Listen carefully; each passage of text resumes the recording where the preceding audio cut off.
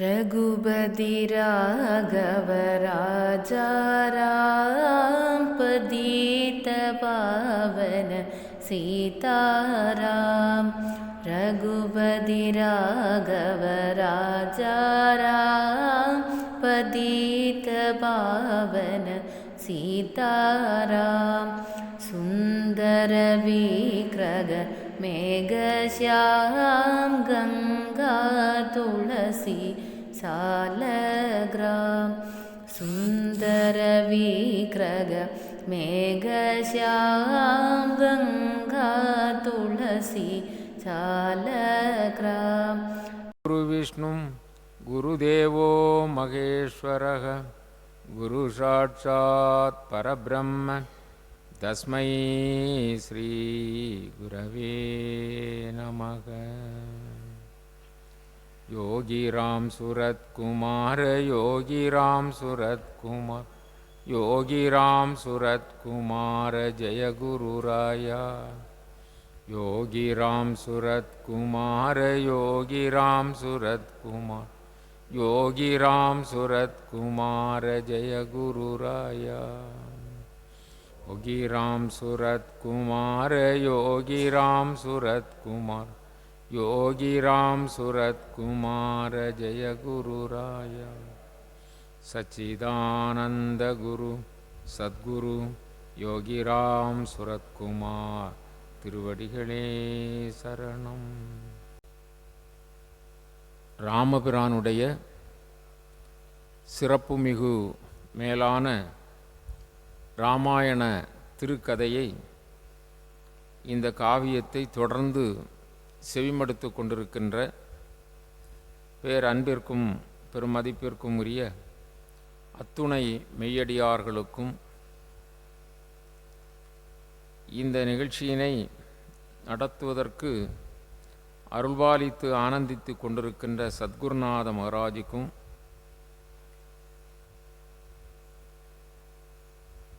இந்த நிகழ்வுக்கு பேரருள்பாலித்து கொண்டிருக்கின்ற ஸ்ரீ ராமச்சந்திர மூர்த்திக்கும் நம்முடைய முதற்கண் வணக்கங்களை உரித்தாக்கிக் கொள்வோம். நேற்றைய தினம் என்று சொன்னால் நாம் கழிந்த நிகழ்விலே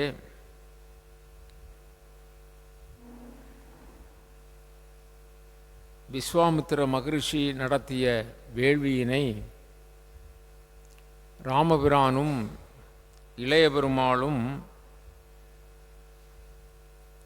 கண்ணினை இமை காப்பது போல காத்து வந்தனர்.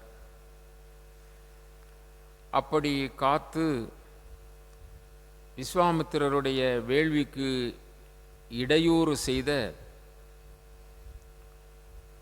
அத்துணை அசுரர்களையும் அரக்கர்களையும் பகவான் ராமச்சந்திரமூர்த்தி அழித்தார். அதிலே தாடகையினுடைய மைந்தனாகிய சுவாகு அங்கேயே ராமபிரானுடைய அம்பினால் மேலுலகம் சென்றான். அவனுடைய தம்பி மாரீசன் அவன் கடலில் ஒளிந்தான். பின்னர் இடையூறுகள் நீங்கி விஸ்வாமித்திர மகரிஷி யாகத்தை செவ்வனே செய்து நிறைவேற்றினார். தேவர்களுக்கெல்லாம் அது பெரும் மகிழ்ச்சியை கொடுத்தது. அதனால் தேவர்கள் மிகுந்த உற்சாகத்தோடு ராமபிரானை ஸ்ரீ ராமச்சந்திர மூர்த்தியை புகழ்ந்து பாடி வானினின்றும் தேவர்கள் புடைசூழ மலர்களை பூமலையை பொழிந்தார்கள். அந்த அரக்கர்களுக்கு அவர்களுடைய தீங்கு வேள்வியிலே பரவாது இருக்க ராமபிரான் சரக்கூடம் அமைத்திருந்தார் வானிலே. அதையும் மீறி தேவர்கள் பொழிந்த பூமாரி அந்த யாக பூமியிலே விழுந்தது. அந்தரத்திலே துந்துபி துந்துமி முதலிய மேளங்கள் ஒலித்தன. அத்தோடு சேர்ந்து முகிலின் இடிமுழக்கமும் ஆர்த்தது. இந்திரன் முதலிய அமரர்கள் அங்கு வந்து பகவானை தொழுது நின்றார்கள். சுந்தர வதனமுடைய திருமாலின் அவதார புருஷராகிய ஸ்ரீ ராமபிரானை அந்த வில்லியை தொழுது வாழ்த்தினார்கள். அத்தருணத்திலே விஸ்வாமித்திரருக்கும் மிகுந்த எல்லையில்லாத மகிழ்ச்சி. அவரும் ஸ்ரீ ராமபிரானை பாராட்டினார். அப்பா, உன்னுடைய பேரருள் கிடைத்தது எனக்கு பெரும் பாக்கியம். ஆனால் உன்னுடைய உண்மை நிலையை உணர்கின்ற பொழுது நீ செய்திருக்கின்ற இந்த காரியங்களெல்லாம் ஆச்சரியப்படுவதற்கு இல்லை. நீ எப்படிப்பட்டவன்? ராமபிரான் முழுமுதற் பரம்பொருள் அல்லவா? அதை இங்கே விஸ்வாமித்திரர் நினைவு கூறுகிறார். ஆக்கி மற்றவை அனைத்தையும் அணிவயிற்றுள்ளடக்கி. நீ இந்த பிரபஞ்சத்தை எல்லாம் உண்டாக்குகிறாய், தோற்றுவிக்கிறாய். ஆக்கி மற்ற அவை அனைத்தையும், நீ தோற்றுவித்த இந்த பிரபஞ்சத்தை அனைத்தையும் அணிவயிற்றுள்ளடக்கி உன்னுடைய திருவயிற்றுள்ளே அடக்கி வைத்திருக்கிறாய். அப்படி வைத்து காக்கும் நீ அல்லவா? பரந்தாமா, காக்கின்ற பரம்பொருளாகிய அந்த முதற்பொருளாக இருக்கின்ற மகாவிஷ்ணு அல்லவா? நீ ஒரு வேள்வியை காத்தனன் என்று சொன்னால் அது உனக்கு பெரிய காரியமா?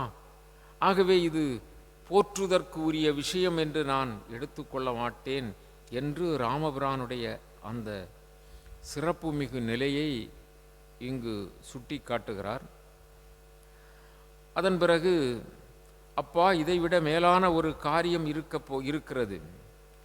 அரிய யான் சொல்லின், நான் அந்த காரியத்தை சொல்வேன் என்று சொன்னால் உன்னால் அரியது ஒன்றும் இல்லை.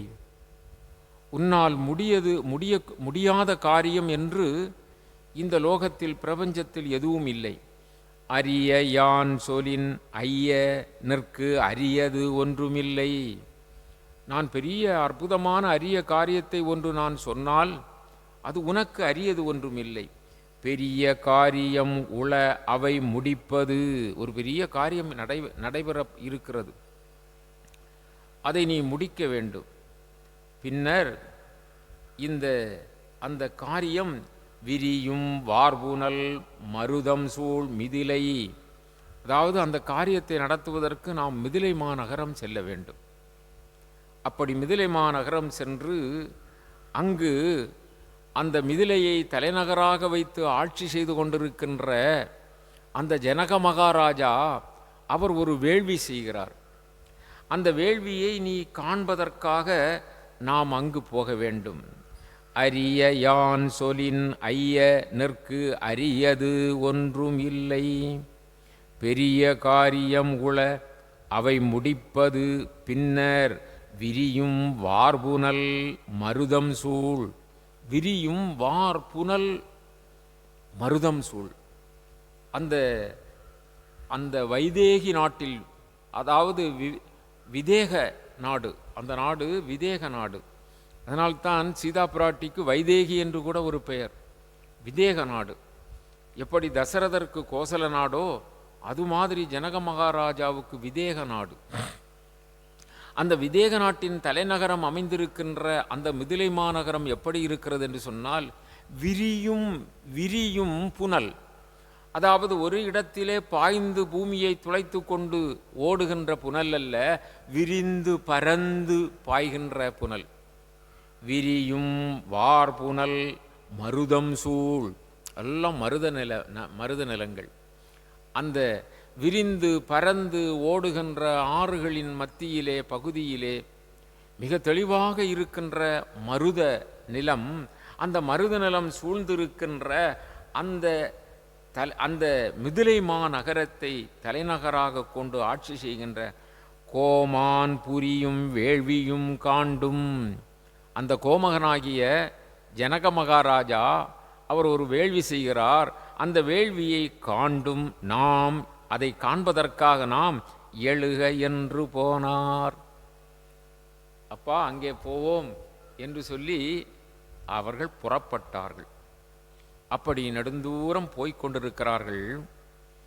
அப்படி மிதிலை மாநகரத்தை நோக்கி நல்ல சிறப்பு மிகுந்த தவத்தை உடைய விஸ்வாமித்திரர் முன்னே செல்ல, அதன் பின்னால் ராமன் அவரை அடியொற்றி செல்ல, அதன் பின்னால் இலக்குவன் செல்ல, இப்படி மூவருமாக மிதிலை மாநகரத்திற்கு பயணம் புறப்பட்டார்கள். அப்படி போகின்ற பொழுது மிகுந்த ஆரவாரத்தோடு சோனையாறு என்று ஒரு ஆறு குறுக்கிடுகிறது. சோனையாறு, அந்த ஆற்றில் கரையிலே நல்ல அருமையான புது மலர்களை பூத்து குலுங்குகின்ற நல்ல தேன் ஒழுகுகின்ற மலர்கள் இருக்கின்ற மரங்களெல்லாம் அடர்ந்து இருக்கின்றன. சிறந்த சோலைகள், வண்டுகள் ரீங்காரம் செய்கின்றன. அந்த ரீங்காரத்தோடு தென்றல் மெல்லென்று வீசி அருமையான குளிர்ச்சியினை கொடுக்கிறது. உடல் புலகாங்கிதம் அடைகின்ற விதத்திலே ஆனந்தமாக இருக்கிறது. அங்கு போகின்ற பொழுது மேற்கு வானிலே சூரியன் தன்னுடைய கிரணங்களை ஒடுக்கிக் கொண்டு அன்றைய பொழுது அவன் வேலை முடிந்தது என்று மேற்கு திசையிலே கடலில் மூழ்குகிறான். இருள் சூழ்ந்து கொண்டது. அங்கேயே ஒரு இடத்தில் இவர்கள் இன்றைய பொழுதே இங்கே கழிக்க வேண்டும் என்று சொல்லி அந்த சோனையாற்றின் மறுபக்கத்திலே இவர்கள் தங்குகிறார்கள். அங்கே இரவு பொழுது கழிகிறது. மீண்டும் சூரியன் தன்னுடைய செம்மையான சிவந்த கதிர்களை வெளியே பரப்பிக்கொண்டு கீழ்வானில் தோன்றுகிறான். ராமலக்குவர்கள், விஸ்வாமித்திரர் முதலியவர்கள் காலை கடன்களை முடித்துவிட்டு அப்படியே கொஞ்ச தூரம் அந்த காலை பொழுது நடந்து செல்கிறார்கள். அப்படி நடந்து செல்லுகின்ற பொழுது அங்கே ஒரு ஆறு குறுக்கிடுகிறது, கங்கை ஆறு. அந்த கங்கை ஆற்றை தாண்டி சென்றால் மிதிலைக்கு செல்லலாம். ஆகவே அந்த கங்கை ஆற்றை தாண்டுகிறார்கள். தாண்டி செல்லுகின்ற பொழுது அந்த விதேக நாட்டினுடைய சிறப்பு எப்படி இருக்கிறது என்று சொன்னால், எங்கும் மயில்கள் ஆடுகின்றன. பறவைகள் நல்ல உற்சாகத்தோடு அந்த அந்த நேரத்திலே காலை பொழுதிலே அவைகளெல்லாம் நல்ல ஒலியை எழுப்புகின்றன. சோலைகளெல்லாம் நல்ல மங்களத்தோடு அந்த சூரிய பிரகாசத்திலே பச்சை பசேலென்று காட்சி கொடுக்கிறது. அந்த நகரம் நெருங்க நெருங்க அவர்களுக்கு ஒரு பெரிய ஆனந்தம் ஏற்படுவது போன்ற இன்பம் தென்படுகிறது. கொஞ்சம் கொஞ்சமாக அந்த நகரினுடைய எல்லை பகுதிக்கு வருகிறார்கள். அங்கே ரொம்ப அருகாமையில், அதாவது வெகு தூரத்திற்கு அப்பாலே அங்கு பெரிய பெரிய மாளிகைகளிலே கட்டப்பட்டிருக்கின்ற கொடிகளெல்லாம் அவைகள் காற்றிலே அசைவது இந்த ராமலக்குவர்களை வாருங்கள் வாருங்கள் என்று அழைத்தது போல் இருக்கிறதாம். அந்த வருகையை எதிர்பார்த்து கொண்டு அந்த மிதிலை நகரமே இருக்கிறது. நீங்கள் இங்கு வர வேண்டும் வர வேண்டும் என்று சொல்லி அவைகளெல்லாம் ஆனந்தமாக அழைக்கின்றன. அது மாதிரி பறவை கூட்டங்கள், அது மாதிரி தேனீக்கள், இது மாதிரி உலகத்தில் இருக்கின்ற எத்தனை எத்தனை வகை வகையான உயிரினங்கள் இருக்குமோ அத்தனைகளும் அவைகளெல்லாம் மிக களிப்புற்று இனிமையான கீதங்களை பாடுகின்றனவாம். இவர்கள் மிதிலையை நெருங்கி நெருங்கி போகிறார்கள். அங்கே அரச வீதி வருகிறது, பெரிய அகழி. அந்த அகழியிலே ஏராளமான முதலைகள் இருக்கின்றன. அதனுடைய ஆழத்தை யாரும் சொல்ல முடியாது. அப்படிப்பட்ட அகழிகளையெல்லாம் தாண்டி செல்வதற்கான பாதைகள் அமைக்கப்பட்டிருக்கின்றன. அவைகளையெல்லாம் அந்த அகழிப்பாதைகள் சில நேரங்களிலே மூடி கிடக்கும், சில நேரத்திலே திறந்திருக்கும். அதாவது பாம்பன் பாலத்திலே முன்பு எல்லாம் நாம் பார்த்தால் கப்பல் வருகின்ற பொழுது அது தூக்கி கொள்ளும், இது புகைவண்டி தொடர் வருகின்ற பொழுது அது சேர்ந்து கொள்ளும். அதுபோல பகைவர்கள் வருகின்ற பொழுது அது திறந்து விடும். அந்த ஆழியினுடைய பாலங்கள் பகைவர்கள் ஆழியை தாண்டி வர முடியாதபடி இருக்கும். இப்பொழுது அவைகளெல்லாம் இந்த ராமலக்குவர்களுக்கு வழி அமைக்கின்றன. அப்படியாக அவர்கள் அந்த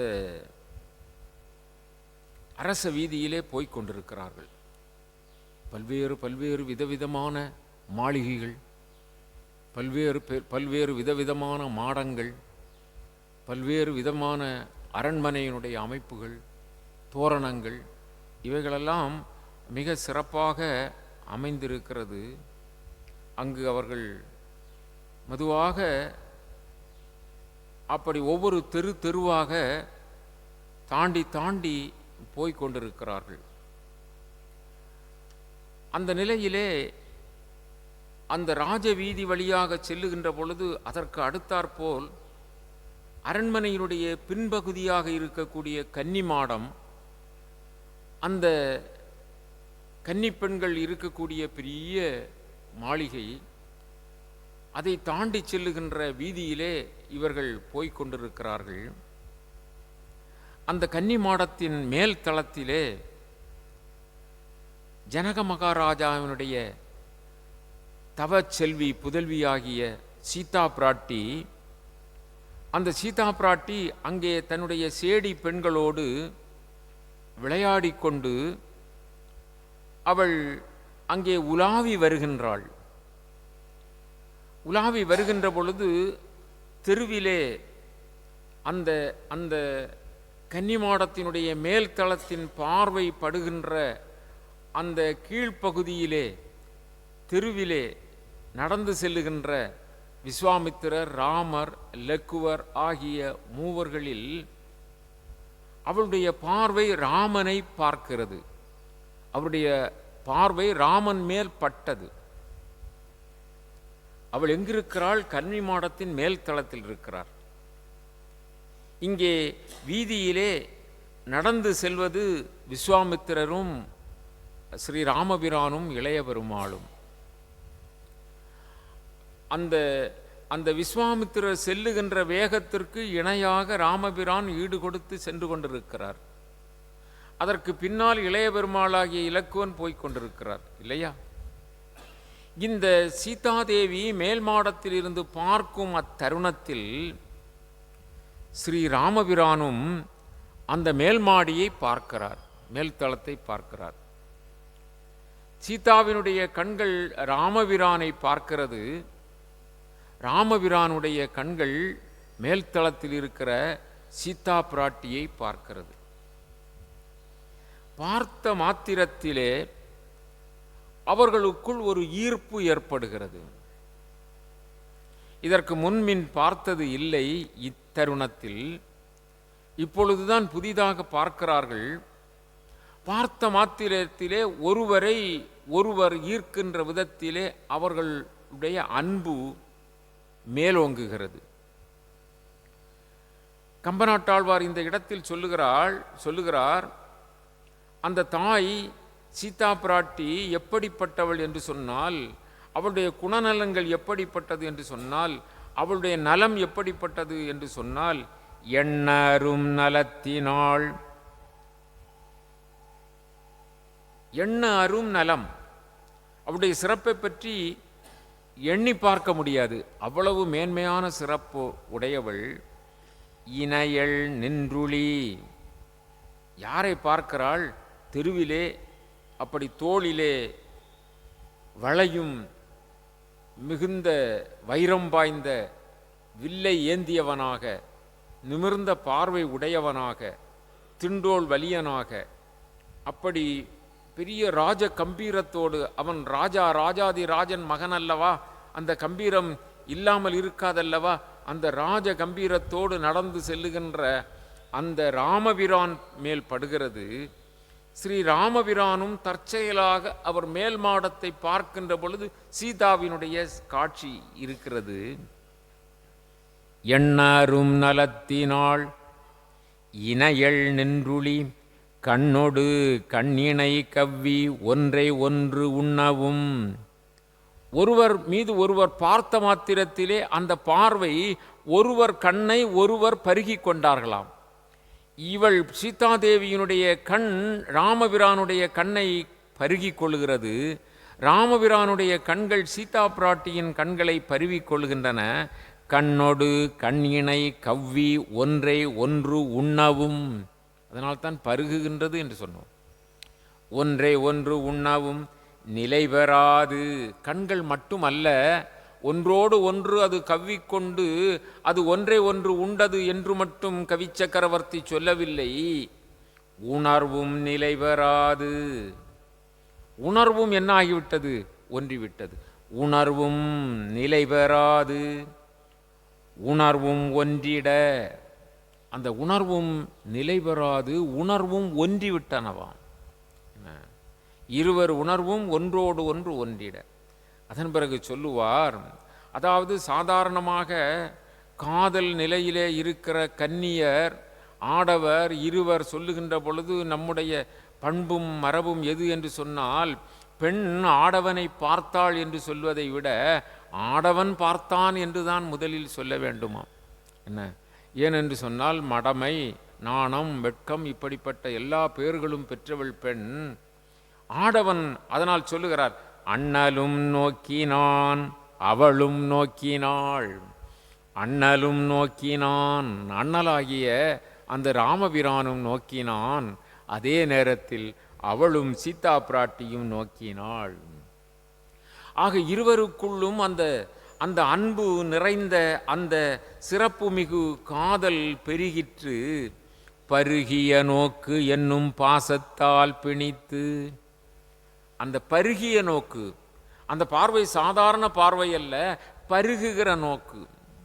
அதாவது அந்த நோக்கிலே அது அது அன்பை எப்படி ஈர்த்து எடுக்கிறது. அதனால் தான் சொன்னார், பருகிய நோக்கு என்னும் பாசத்தால் பிணித்து.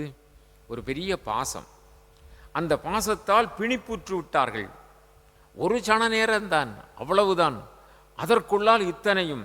பருகிய நோக்கு என்னும் பாசத்தால் பிணித்து ஒருவரை ஒருவர் தம் உள்ளம் ஈர்த்தலால். முன்பு கண்ணொடு கண்ணினை கவ்வின, அவை ஒன்றை ஒன்று உண்டன என்று சொன்னார். அது மட்டுமல்ல, கருத்தும் ஒன்றியது என்று சொன்னார். இப்பொழுது சொல்லுகிறார் பாருங்கள், அவர்களுடைய நிலையை கவி சக்கரவர்த்தி எப்படி அவர் சொல்ல முடியுமோ அந்த விதத்தில் அவர் சொல்லுகிறார் பாருங்கள். பருகிய நோக்கு என்னும் பாசத்தால் பிணித்து ஒருவரை ஒருவர்தம் உள்ளம் ஈர்த்தலால். அந்த உள்ளம் ஈர்க்கிறது, ஈர்த்தலால். வரிசிலை அண்ணலும், வரிசிலை அண்ணல் என்று சொன்னால் ஸ்ரீ ராமச்சந்திரமூர்த்தி, அந்த சிலை வீரனாகிய அந்த ராமச்சந்திரமூர்த்தி அண்ணலும். வாழ் கண்ணங்கையும், கண்ணினை வாழ்போல், பெண்களுடைய கண்ணை வாழ் என்று சொல்வார்கள். அந்த கண் பார்வை பட்டுவிட்டால் வாளால் அடிபட்ட வெட்டப்பட்ட உயிர் போல் அந்த அந்த அந்த கண்ணுக்கு அவ்வளவு சிறப்பு உண்டு, அவ்வளவு மகிமை உண்டு. அதனால்தான் வாழ்கண் என்று சொன்னார்கள். இங்கே சீதா பிராட்டியினுடைய கண்ணை வாழ்கண் என்று சொல்கிறார். அண்ணலை சொல்லுகின்ற பொழுது வரிசிலை அண்ணல் என்றாள். வரிசிலை அண்ணலும் வாழ்கண் அங்கையும் இருவரும் மாரிப்புக்கு இதயம் எய்தினர். சீதா பிராட்டியினுடைய இதயம் ராமபிரானுக்கு வந்து விட்டது, ராமபிரானுடைய இதயம் சீதா பிராட்டிக்கு போய்விட்டது. என்ன, அதுதான் டிரான்ஸ்பிளான்டேஷன். என்ன ஆகி போய்விட்டது? இரண்டு பேருடைய இதயமும் மாற்றப்பட்டு விட்டன. அதனால் சொல்ல, இருவரும் மாரிப்புக்கு இதயம் எய்தினர். ஒருவருடைய உள்ளத்தில் இன்னொருவர் புகுந்து கொண்டார்கள். இது சாதாரணமாக நிகழ்ந்த ஒரு காரியம் அல்ல. அந்த இடத்திலே இது இப்படி ஏன் அந்த புருஷோத்தமனாகிய ராமனுக்கும் சீதா பிராட்டிக்கும் நிகழ்ந்தது? அதற்கும் ஒரு காரியம் சொல்ல வேண்டும் அல்லவா? ஆகவே கம்பர் சொல்லுவார், அவர்கள் இப்படி பார்த்த பார்வையிலே 2 பேரும் இயைந்த காரியம் என்ன என்று சொன்னால், மருங்கு இலா நங்கையும் வசையில் ஐயனும். மருங்கு இலா நங்கை, சீதா பிராட்டியை சொல்லுகின்ற இடத்திலே பல இடங்களிலே சொல்வார். மருங்கு என்றால் இடை, இடை இல்லாத தாய் சீதா. இடை, அந்த பெண்ணை பார்த்தால் அவளுக்கு இடை இருக்கிறதோ இல்லையோ என்று சொல்லுகின்ற விதத்திலே நுண்ணிய இடை, அதாவது ஒடுக்கு போன்ற ஒடுங்கு இடை என்று சொல்வார்கள். அது மாதிரி இடையை உடைய மருங்கு இலா நங்கையும், இடையே இல்லாது இருக்கின்றது மாதிரி தோன்றுகின்ற அந்த சிறப்புக்குரிய அழகு வாய்ந்த அந்த சீதா பிராட்டியும், மருங்கு இலா நங்கையும் வசையில் ஐயனும், எந்த குறையுமே காண முடியாது. அதுதான் புருஷோத்தமன், புருஷர்களில் உத்தமன். எந்த ஒரு சிறிய குறையும் கூட காண முடியாத வசையில் ஐயனும், ஒருங்கிய 2 உடற்கு உயிர் என்று ஆயினர். இப்பொழுது ஈருடல் ஓர் உயிர் என்று சொல்லுகின்ற விதத்திலே உடல்தான் 2ஆக இருக்கிறதே தவிர சீதா பிராட்டியினுடைய உயிரும் ஸ்ரீ ராமச்சந்திரமூர்த்தியினுடைய உயிரும் ஒன்றாகிவிட்டது. அப்படி ஒருங்கும் 2 உடற்கு உயிர் ஒன்று ஆயினர். எதனால் ஆயினர்? இந்த இடத்தில் கம்பநாட்டாழ்வார் சொல்லுகிறார், கருங்கடல் பள்ளியில் கலவி நீங்கில் போய் பிறந்தவர் கூடினால் பேசவும் வேண்டுமோ. ஏன் இப்படி ஆகிவிட்டது என்று சொன்னால், கருங்கடல் பள்ளியில், அந்த பால்கடல் என்று சொல்லுகின்ற அந்த பார்க்கடலிலே 1000 தலைகளை உடைய அந்த ஆதிசேடனை படுக்கையாக கொண்டு அந்த ஆதிசேடனிலே உறைந்திருக்கின்ற திருமால் திருமகளோடு வீற்றிருந்து அருள்பாலித்து கொண்டிருக்கின்ற அந்த நிலை மாறி, அந்த திருமால் தான் இங்கே ராமனாக வந்திருக்கிறான், அங்கிருந்த திருமகள் தான் இப்பொழுது சீதாவாக வந்திருக்கிறாள். ஆகவே பிரிந்தவர் கூடினால், முன்பு சேர்ந்திருந்தவர்கள் இப்பொழுது பிரிந்திருக்கிறார்கள் இந்த பிறவியில், இல்லையா? பிரிந்தவர் கூடினால் பேசலும் வேண்டுமோ. அந்த பக்கம் சேர் எடுத்துட்டு இந்த பக்கம் வாங்க. பிரிந்தவர் கூடினால் பேசவும் வேண்டுமோ. அவர்கள் பிரிந்திருக்கிறார்கள், அவர்கள் இப்பொழுது கூடியிருக்கிறார்கள், பேச வேண்டுமா? அவர்களை பற்றி வேறு என்ன சொல்ல வேண்டும்? எதுவும் சொல்ல வேண்டியதில்லை. அது மாதிரி அவர்கள் அங்கே அந்த நிலை எவ்வளவு நேரம் என்றால் ஒரு சில மணி துளிகள் தான். ஏனென்று சொன்னால் விஸ்வாமித்திரர் வேகமாக போய்கொண்டிருக்கிறார்.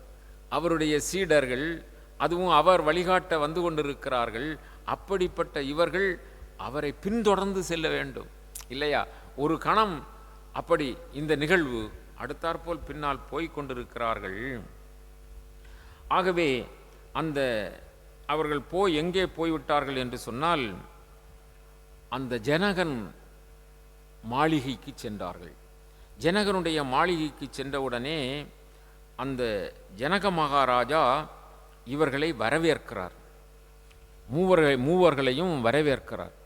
வரவேற்று தகுந்த ஆசனம் கொடுத்து அங்கே அமரச் செய்து அங்கேயே அவர்கள் தங்குகிறார்கள். ஜனகனுடைய மாளிகையிலே சிறப்பு மிகு விருந்தினர்களாக வந்திருக்கின்ற விஸ்வாமித்திரர், ஸ்ரீ ராமச்சந்திரமூர்த்தி, இளைய பெருமாள் ஆகிய மூவர்களையும் நல்ல வண்ணம் வரவேற்று அங்கு தங்குவதற்கான ஏற்பாடுகள் நடந்து தங்குகிறார்கள். அங்கே தங்கி இருக்கிறார்கள். அந்த நேரத்தில் பாருங்கள், அந்த நேரத்தில் தான் இங்கே அந்த சதானந்தர் என்று சொல்லுகின்ற மாமுனிவர். சதானந்தர் யார் என்று சொன்னால் கௌதம மகரிஷியினுடைய மைந்தன். கௌதம மகரிஷிக்கும் அகலிகைக்கும் பிறந்தவர் தான் சதானந்தர். அவர் பெரிய மகரிஷி. அவர் இங்கே ஜனக மகாராஜாவுடைய அவருடைய அவையிலே இருக்கக்கூடிய குரு. அந்த சதானந்தர் இவர்களை வந்து பார்க்கிறார். சதானந்தர் இவர்களை பார்த்து அந்த விஸ்வாமித்திரருக்கு ரொம்ப மரியாதை கொடுத்து வணங்கி, அவர் விஸ்வாமித்திரரிடம் இவர்கள் இளமையாக ராஜபுத்திரர்கள் போல கம்பீரமாக அவர்களுடைய திருவுருவத்தையும் அவர்களுடைய பார்வையையும் அவர்களுடைய செயல்களையும் பார்த்தவுடனே சதானந்தருக்கு இவர்கள் யார்? முனிபுங்கவரை தெரியும், விஸ்வாமித்திரரை தெரியும், ஆனால் வந்திருக்கின்ற இவர்கள் யார் என்று அவர் கௌதம மகரிஷியிடம் கேட்கிறார். அந்த நேரத்தில் ராமனை பற்றி அந்த சதானந்தரிடம் விஸ்வாமித்திரர் கூறுகிறார். ராமனை பற்றி அவர் கேட்டவுடனே விஸ்வாமித்திரர் சொல்லுவார், இவன் பெயர் ஸ்ரீராமன், இவன் அவனுக்கு இளையவன், இளைய பெருமாள். அந்த இடத்திலே ஸ்ரீ ராமச்சந்திர மூர்த்தியை பற்றி சொல்லி அவர் சொல்லுகின்ற பொழுது சதானந்தர் சொல்லுவார், நீங்கள் இவரை குருவாக ஏற்று வந்திருக்கிறீர்கள். உங்கள் குருவாகிய, நீங்கள் ஏற்றெடுத்திருக்கிற குருவாகிய விஸ்வாமித்திரர் சாதாரணமானவர் அல்ல. இவரை நீங்கள் பின்தொடர்ந்து வந்திருக்கிறீர்கள். இவரை பற்றி உங்களுக்கு தெரியுமா? அப்படி என்று சொல்லி அந்த விஸ்வாமித்திரருடைய வரலாற்றை சதானந்தர் இந்த இடத்திலே சொல்லுகிறார். நாம் முன்பு விஸ்வாமித்திரர் தசரத சக்கரவர்த்தியினுடைய அவைக்கு வந்த பொழுதே அந்த வரலாறு தெரியாமல் இருக்கக்கூடாது என்பதற்காக முன்னமே சொன்னோம். ஆனால் அவருடைய சரிதம் வருவது இந்த இடத்தில்தான். சதானந்தர் தான் விஸ்வாமித்திரரை பற்றி ராமலக்குவர்களுக்கு சொல்லுகிறார். நீங்கள் குருவாக ஏற்று வந்து எடுத்திருக்கின்ற அந்த விஸ்வாமித்திரவர் சாதாரணமானவர் அல்ல, உங்களுக்கு மங்களம் உண்டாகட்டும், நீங்கள் நல்ல குருவை தேர்ந்திருக்கிறீர்கள், உங்களுக்கு எந்த குறையும் இல்லை. இவர் ஒரு வார்த்தை தான் சொன்னார் அந்த பிள்ளைகளை பற்றி, ராமலக்குவர்களை பற்றி விஸ்வாமித்திரர் இவர்கள் தசரத புத்திரர்கள் என்று சொன்னார். பின்னால் அவர்களுடைய விளக்கத்தை சொல்லுவார். ஆனால் சதானந்தர் அவர்களை வாழ்த்தி உங்களுடைய குரு எப்படிப்பட்டவர் என்று சொல்லி அந்த குருவினுடைய விருத்தாந்தங்களை எல்லாம் சொல்லுகிறார். இவர் கௌசிக நாட்டை சார்ந்தவர், இவர் மன்னன், இவர் காட்டிற்கு வேட்டைக்கு சென்றார், வசிஷ்டரை சந்தித்தார், காமதேனுவால் உணவு வழங்கப்பட்டது, பிறகு அதை பெற வேண்டும் என்று ஆசைப்பட்டார். அதன் பிறகு இவரால் ஒன்றும் செய்ய முடியவில்லை. ஆகவே வசிஷ்டரை போன்று நானும் தவசீலன் ஆவேன் என்று 1000 ஆண்டுகள் தவம் செய்தார். அப்படி அவருடைய வரலாறு முழுவதும் இங்கு அவர் சொன்னார். அப்படி இங்கு இந்த செய்திகள் நடந்து கொண்டிருக்கின்றன. எங்கே? ஜனக மகாராஜாவினுடைய மாளிகையிலே ஒரு பக்கம் இவர்கள் தங்கி இருக்கின்ற இடத்திலே.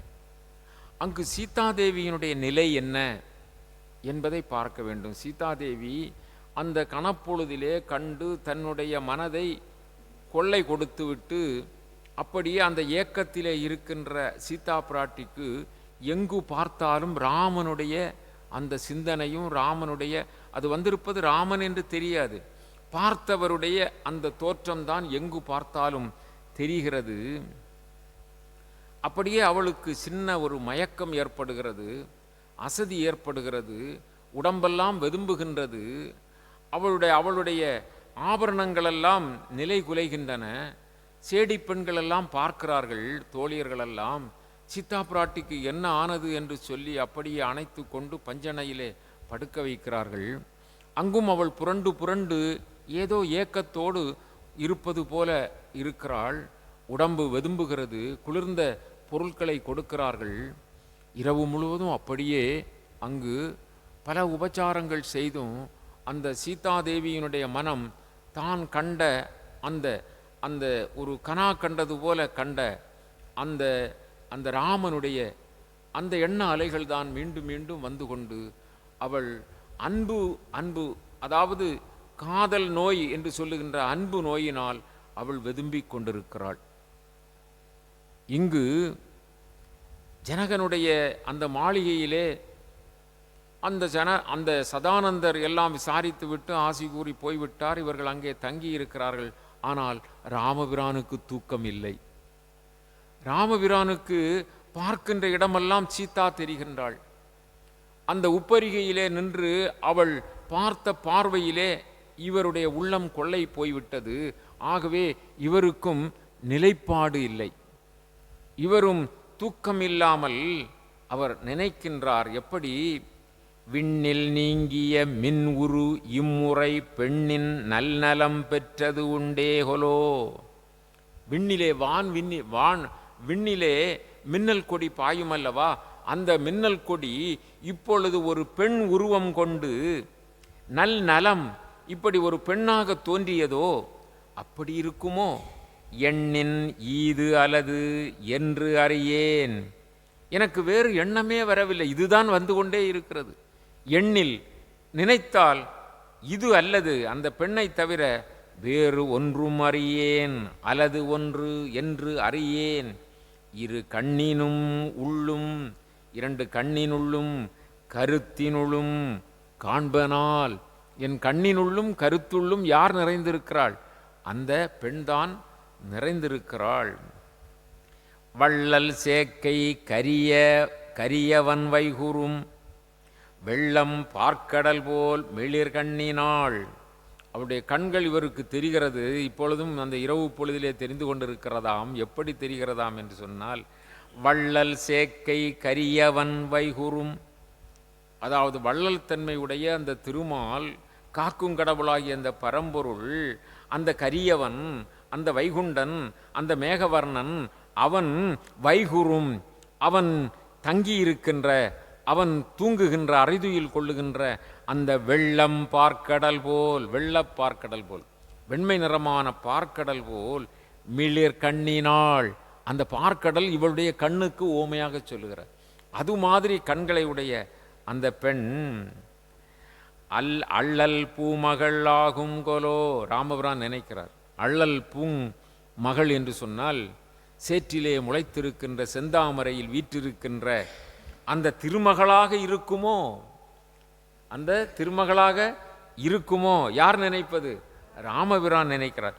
அள்ளல் பூமகள் ஆகும் கொலோ, எனது உள்ளத்தாமரையுள் உரைகின்றதே. அவள் அந்த சேற்றில் முளைத்த செந்தாமரையில் இருக்கின்ற அந்த திருமகளாக இருக்குமோ? அவள் இப்பொழுது என் உள்ளத்தாமரையில் அல்லவா வந்து வீற்றிருக்கிறாள். அப்படி என்று சொல்லி பலவாறாக நினைந்து நினைந்து நினைந்து தூக்கங்கொள்ளாது அவர் அங்கு இருக்கிறார். சீதா பிராட்டி அங்கே இருக்கிறாள். இங்கே இந்த மாடத்திலே ராமபிரான் இப்படி இருக்கிறார். அவர் எப்பொழுது அவருடைய அந்த நித்திரை, அதாவது எழுகின்றார் என்றால், கொல்லாளி நீத்து அங்கு ஓர் குனிவயிர சிலை தடக்கை கொண்டல்.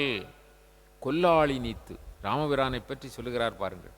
இதுதான் ராம சரிதத்திலே நாமெல்லாம் அப்படியே ராமனுடைய அந்த பராக்கிரமங்கள் எல்லாம் உணர வேண்டும். கம்பர் அதற்கு இயல்பாக கொடுக்கிறார். இதுதான் பகவானுடைய அந்த கல்யாண குணங்கள், சரிதங்கள். இதை கேட்க கேட்க நம்முடைய தீவினைகள் மாறும் என்கிறது. அதனால்தான் ராமபிரானை சொல்கிறார் கொல்லாளி நீத்து. அதாவது கொல்லாளி, ஆளி என்றால் கடல். அந்த கடல் பார்க்கடலை நீத்து, பார்க்கடலிலே ஆளி, அதாவது அவன் துயில்கின்ற பொழுது அந்த பரந்தாமன், அந்த நாராயணன், அந்த வைகுந்தன், பார்க்கடலிலே வீற்றிருக்கின்ற அந்த பரம்பொருள், அவருடைய கையிலே என்ன இருக்கும்? சக்கரம் இருக்கும். எதிர்த்தவர்களை அது அழித்து விடும் இல்லையா? அதான் கொல்லாளி. அந்த ஆழிப்படை சக்கராயுதத்திற்கு ஆழிப்படை என்று. அந்த சக்கரப்படையை இப்பொழுது நீத்து. இப்பொழுது ராமனுக்கு அந்த சக்கரப்படை இல்லை. கொல்லாளி நீத்து அங்கு ஓர் குனி வைரச் சிலை தடக்கை கொண்ட. இப்பொழுது என்ன கொண்டு வந்திருக்கிறார்? எவ்வளவு வளைத்தாலும் வளையும், ஆனால் வைரம் பாய்ந்தது. அப்படிப்பட்ட வைரம் உடைய, எவ்வளவு வளைத்தாலும் வளையக்கூடிய சிலை தடக்கை கொண்ட கொண்டல் என்றால் முகில்வண்ணன். இப்பொழுது அந்த ஆழிப்படையை நீக்கி சக்கராயுதத்தை விடுத்து இந்த பிறவியிலே, இந்த அவதாரத்திலே கையிலே என்ன எடுத்திருக்கிறான்? சிலை தடக்கை கொண்டவன், வில்லை தடக்கையிலே கொண்டுள்ளான். எல்லாளி தேர் இரவி இளங்கரத்தால். அவன் இப்பொழுது தூங்க முடியாமல் இருந்து கொண்டிருக்கிறான். சீதாதேவியினுடைய நினைவினாலே அவனை எழுப்புவதற்கு வருகிறது ஒற்றை சக்கர தேரிலே வருகின்ற அந்த உதயனாகிய எல்லாளி தேர் இரவி இளங்கரத்தால். அந்த இரவி என்றால் சூரியன். சூரியன் இப்பொழுது கீழ்வானிலே தோன்றிவிட்டான். நேரம் ஆகிவிட்டது, விடிந்து விட்டது.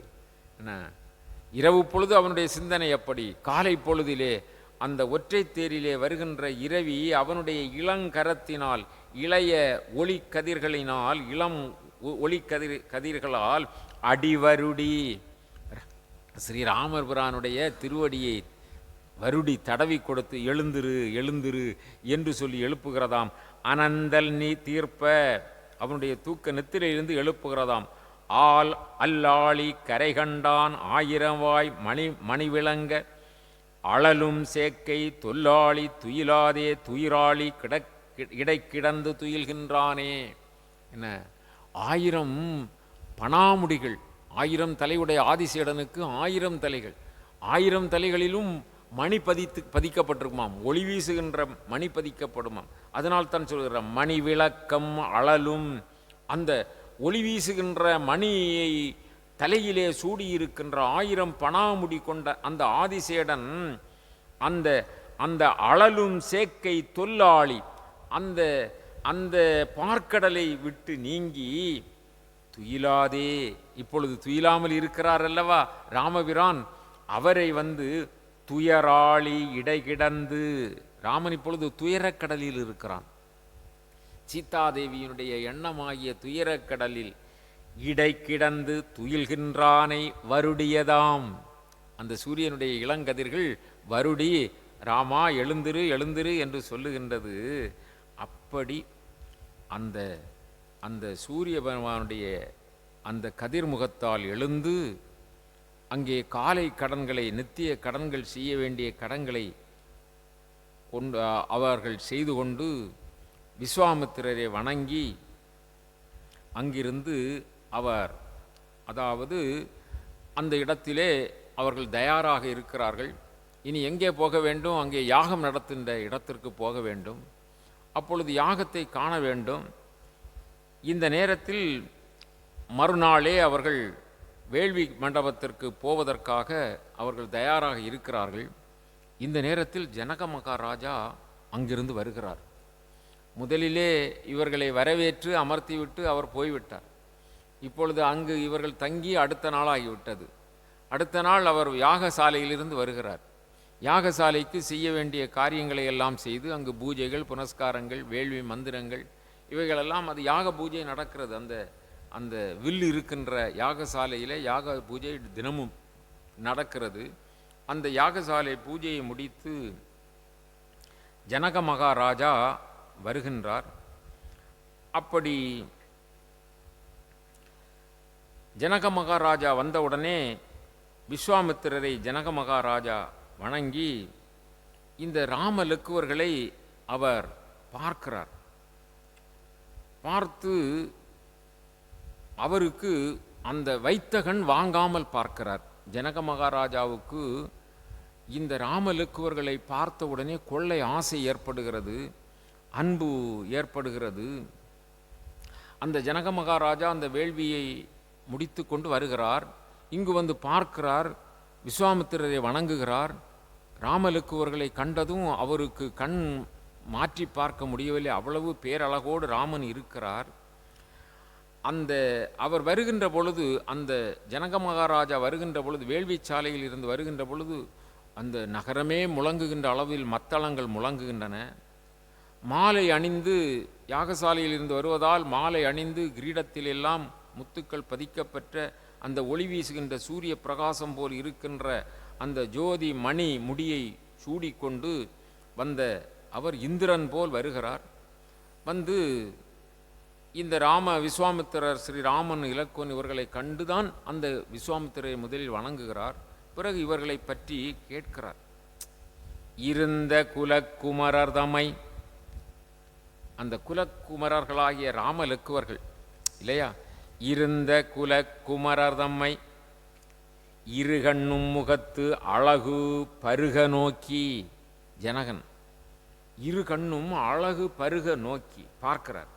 அருந்தவனை அடிவணங்கி யார் இவர்கள் உரைத்திடுமின், இவர்கள் யார், உங்களோடு வந்திருக்கிற இவர்கள் யார் என்று அருந்தவனை, அருந்தவம் செய்த அந்த விஸ்வாமித்திரரை வணங்கி யார் இவர்கள் உரைத்திடுமின் அடிகள் என்ன? அப்பொழுது விஸ்வாமித்திரர் சொல்லுவார், இவர்கள் உன்னுடைய விருந்தினர்கள். விருந்தினர்கள் நின்னுடைய வேள்வி காணிய வந்தார். இவர்கள் விருந்தினர்கள், உன்னுடைய விருந்தினர்கள்.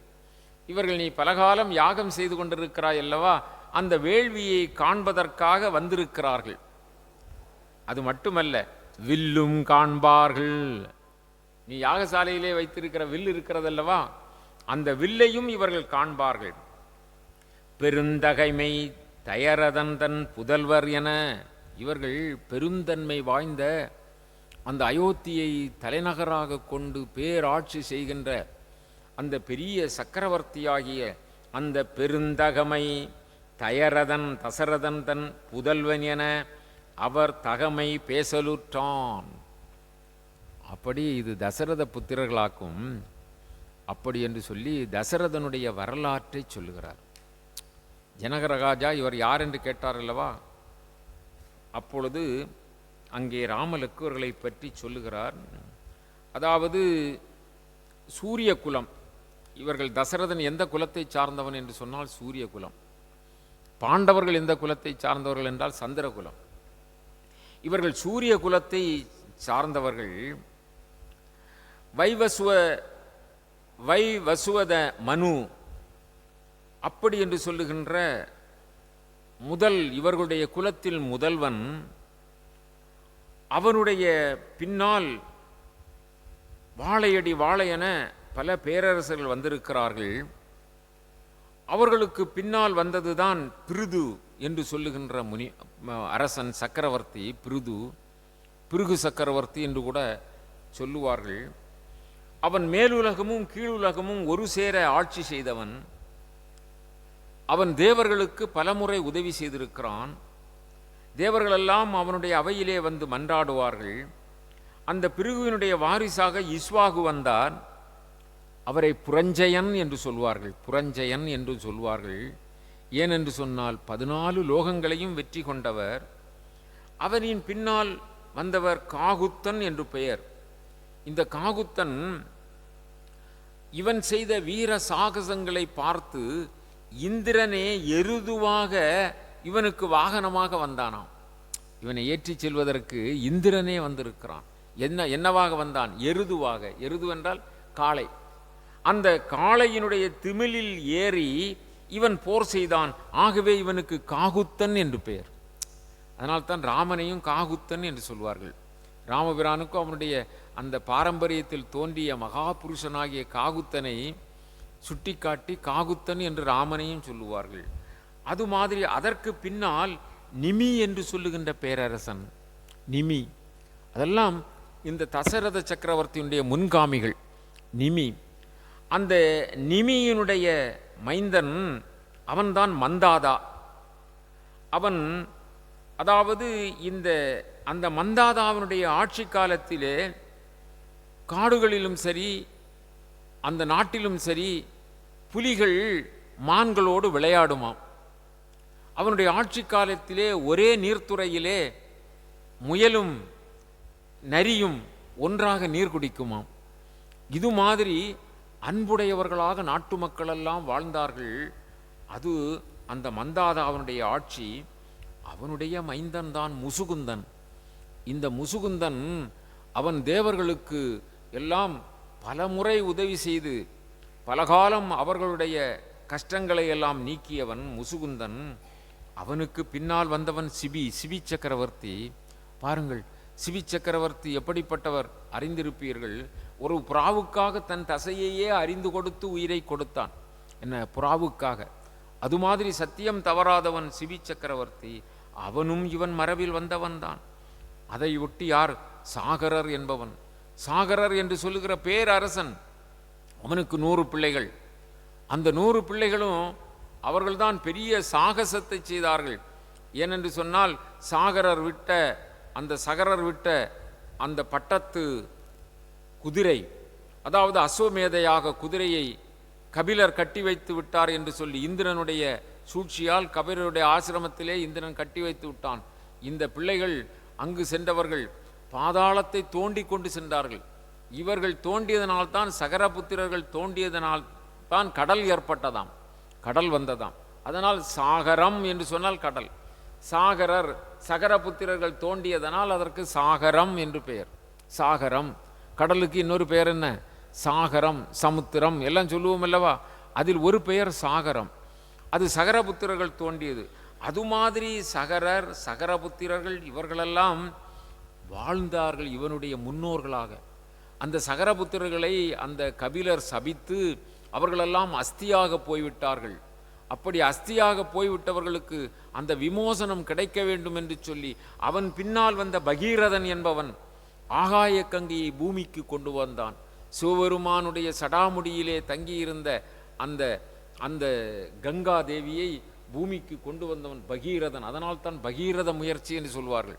எந்த காரியத்தையும் செய்துவிட்டோம் என்று சொன்னால் அதற்கு என்ன பெயர்? பகீரத முயற்சி என்று சொல்வான். அப்படி பாகீரதன் இவன் வம்சத்தை சார்ந்தவன். அதற்கு அடுத்தாற்போல் ரகு என்பவன். அந்த அந்த ரகுவுக்கு முன்னால் தோன்றியவன் தான் நகுஷன் என்பவன். இந்த நகுஷன் என்பவன் 100 அஸ்வமேத யாகங்களை செய்திருக்கிறான். 100 அஸ்வமேத யாகங்கள். 100 அஸ்வமேத யாகங்கள் என்றால் அது சாதாரணமானது அல்ல. யாரும் அஸ்வமேத யாகம் நடத்த முடியாது முதல் கட்டத்தில்.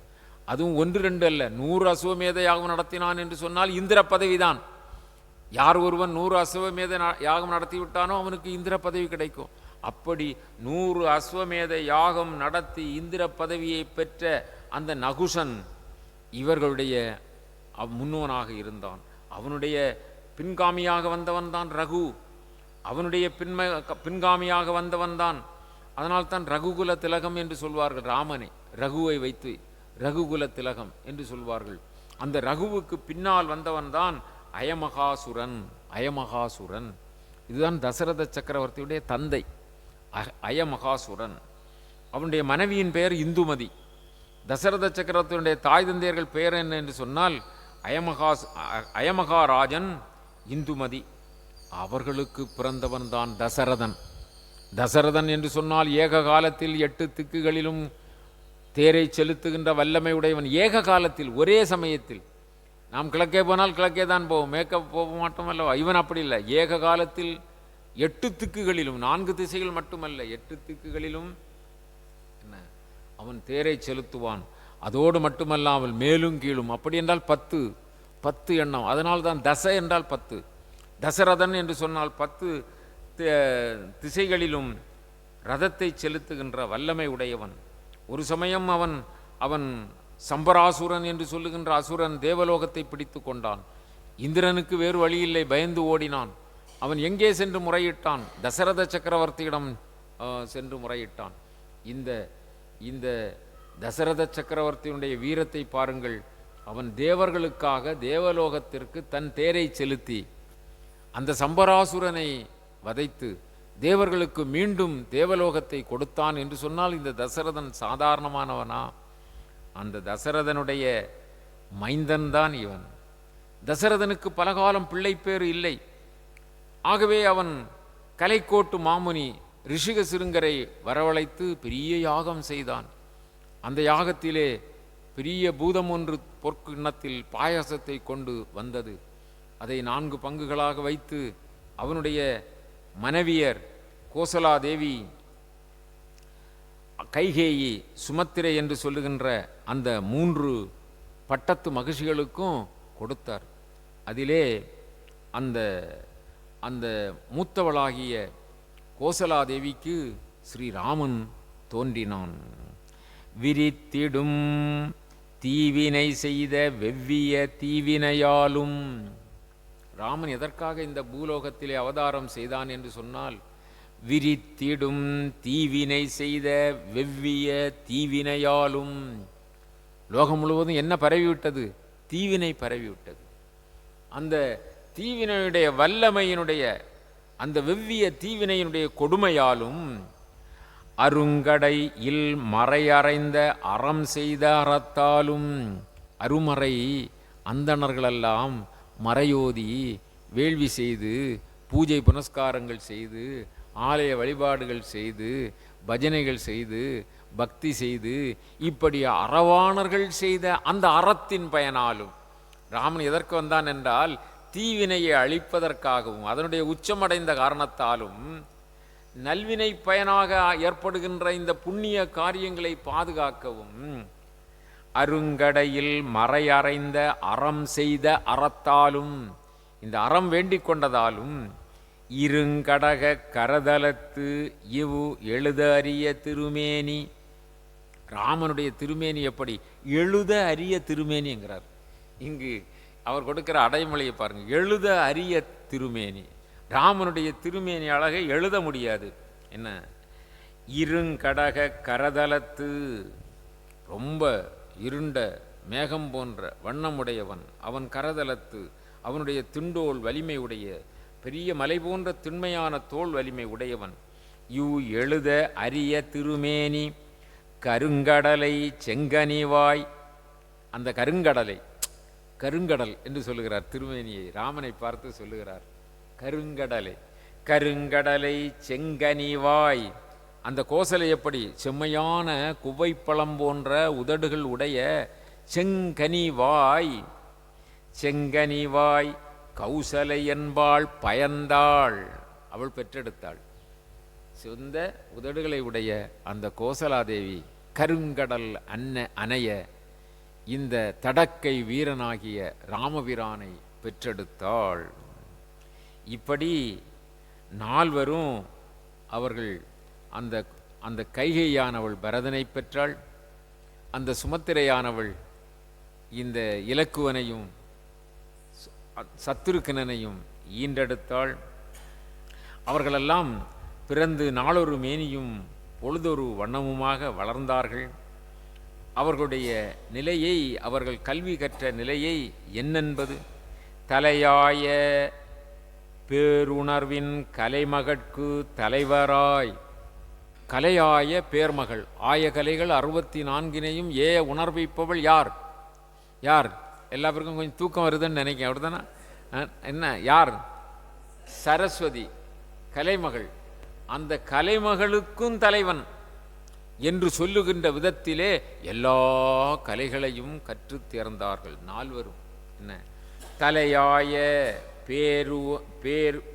பேர் உணர்வின் கலைமகட்கு தலைவராய், அந்த கலைமகளுக்கும் தலைவராக இருக்கின்ற விதத்திலே இவர்கள் கல்வியெல்லாம் கற்றார்கள்.